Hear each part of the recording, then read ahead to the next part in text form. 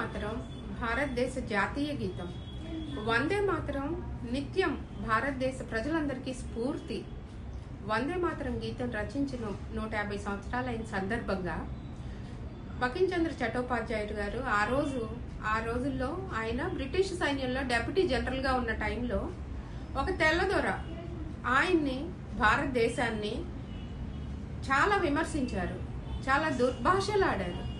అంతటి అవమానంలో పుట్టిన ఆవేశంతో కూడిన గీతం ఇది వందే మాతర గీతం.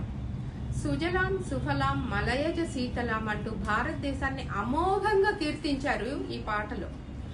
భారతదేశంలోని భిన్న మతాలు, భిన్న కుటుంబాలు, భిన్న కలయికలు, ఎన్ని మతాలున్నా, ఎన్ని ప్రాంతాలున్నా, ఎన్ని భాషలున్నా, భిన్నత్వంలో ఏకత్వం భారతీయతత్వం.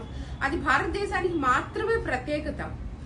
వందే మాతరం గీతం 150 సంవత్సరాలు 1870 సంవత్సరం నవంబర్ 7వ తారీఖున ఇది ఆయన బకించంద్ర చటోపాధ్యాయ గారు రచించారు. అప్పటి స్వాతంత్ర సమర యోధులకి ఇది స్ఫూర్తిగా నిలిచింది. స్వాతంత్ర సమరానికి ఇది పాట రూపంలో చైతన్యపరిచింది భారతదేశ ప్రజలందరినీ.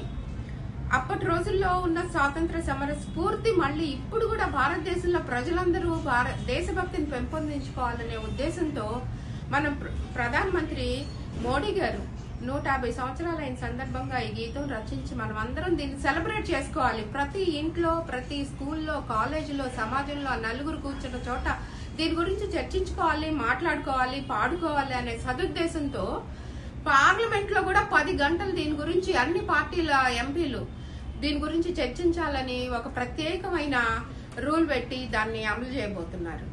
ఇంతటి మంచి నిర్ణయాన్ని భారతీయులందరూ హర్షించదగ్గ విషయమే. ఇది వందే మాతరం కాశ్మీర్ నుంచి కన్యాకుమారి దాకా అన్ని ప్రాంతాలని వర్ణిస్తూ రాసిన దేశభక్తి గీతం. ఈ గీతాన్ని మనందరం పాడుకోవాలి, దీని గురించి చర్చించుకోవాలి. మోడీ గారి ఈ సిద్ధాంతాన్ని 150 సంవత్సరాల సందర్భంగా దీన్ని మనం సెలబ్రేట్ చేసుకోవాలనే ఒక మంచి నిర్ణయాన్ని భారతదేశ ప్రజలుగా మనందరం హర్షించాలి.